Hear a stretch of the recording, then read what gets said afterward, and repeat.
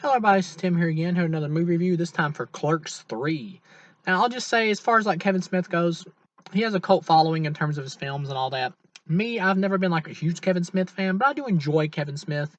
Um, I've never even seen Chasing Amy, which I hear is like his best film, or one of his best films, along with the original Clerks.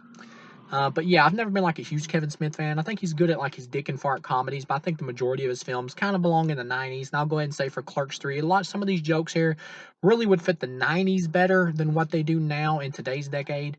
But overall, I would say I like this film. I'd give it a 2.5 out of 4. I thought it was decent. It's a decent movie. I liked it. I would buy it. I liked it.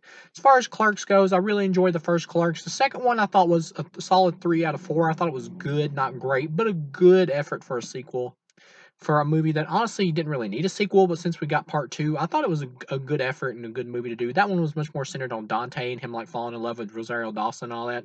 This part three is much more centered on the Randall character, who has a heart attack at the beginning. He has to go to the hospital, and then he has like his midlife crisis, and he wants to finally do something with his life, or in his eyes, do something with his life by trying to make a movie about it. And of course, the movie they're making is the original Clerks, pretty much, which is kind of funny, maybe a little bit too meta, but it's there. It works. And then you got the other dude who's in Clerks 2, who's here, who like renounces his Christianity and starts praying to Satan or whatever to like save Randall's life, which was kind of just kind of funny. But after a while, though, it's his gimmick is like he shows up in these weird like goofball costumes, which they kind of overdo sometimes. He shows up just looking pretty stupid. You got Jay and Silent Bob here. Jason Mewes still kind of looks weird now that he's gotten older. But him and Kevin Smith as Jay and Silent Bob, they still do a good job. They're perfectly fine here.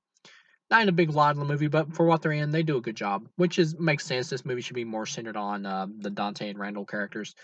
And you got this whole thing with Dante, who's like he's still pining after Rosario Dawson, who apparently passed away or died in a car crash from a drunk driver not too long after the second movie, when they pretty much fell in love and they were going to have a kid. Which, it's a very big movie cliche that, oh, it's a drunk driver caused them to get killed and all that. Like, that's a very big glitch movie thing.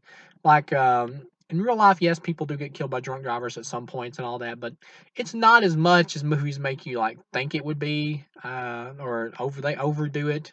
And the point that the unborn child also died and all that, like, they're trying to be a little bit overly depressing with this. Like, it would have made more sense even if Rosario Dawson's character had died, but the unborn daughter had lived for some reason.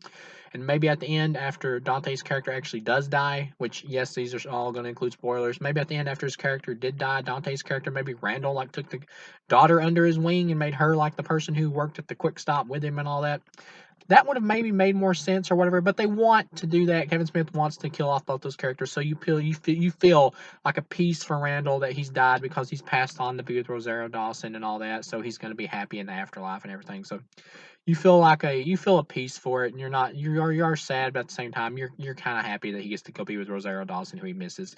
But at the same time, though, it is a bit really cliche and way cliche that his unborn child and Rosario Dawson, the love of his life, both randomly died at the exact same time. That is a bit much.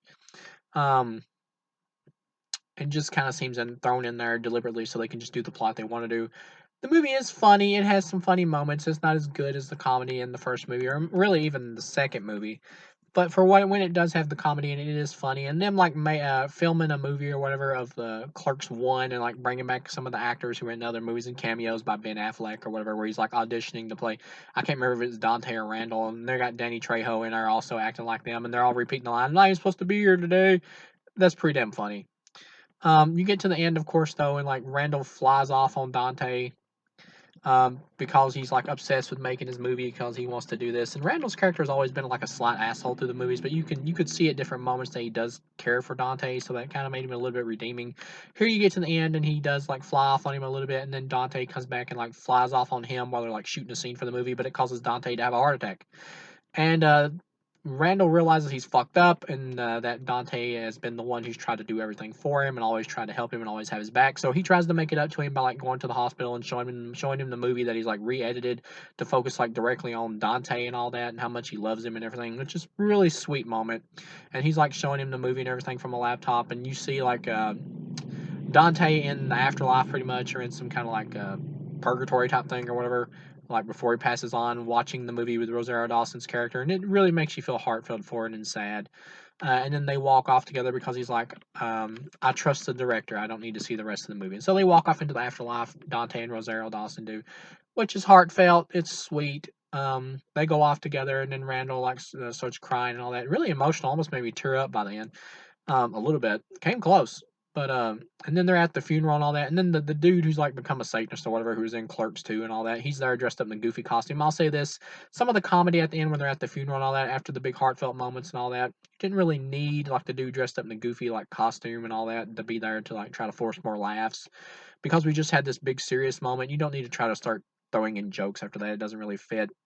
Like I would have been perfectly fine if this movie like ended on like more, or would have continued with more of the seriousness and all that without just lower top laughs. But that's the problem whenever you're doing a comedy that's trying to have more drama in it and more like a comedy about it, like a slice of life with some seriousness in it. It's hard to find that balance exactly 100% perfect. And this movie does mess up a little towards the end, but overall, it does a good job with it.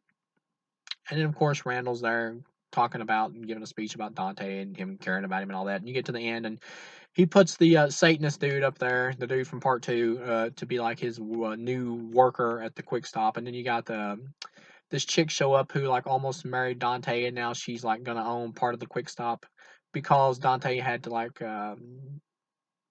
put up like his part of the shares or whatever. And so now that he's gonna pass away, it's gonna like go to her. That way they could get the money to make Randall's movie.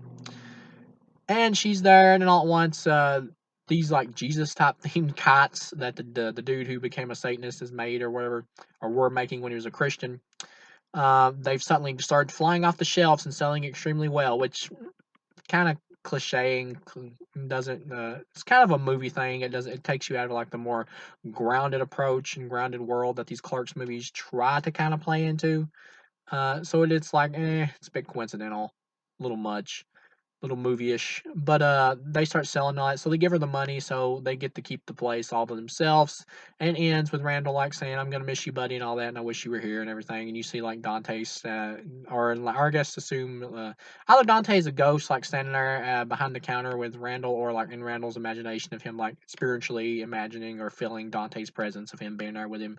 And then it like fades away and then it goes off. Yeah, good ending. Overall, decent movie.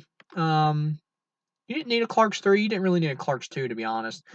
You could, but for the second one that we did get, you could have just stopped at Clerks 2. But for the fact that we did get a Clerks 3, this is a decent send off for the characters, for the story that they went for. Um, yeah, overall, 2.5 out of 4. Decent movie. I liked it. Completely harmless flick. It was enjoyable. Kevin Smith, you definitely felt like his heart was in this movie, that he was trying with the material. Overall, it's not as good as Clerks 2. It's not as good as Clerks 1 easily. But it's decent for what it is. They did a decent job with it, and I liked it overall.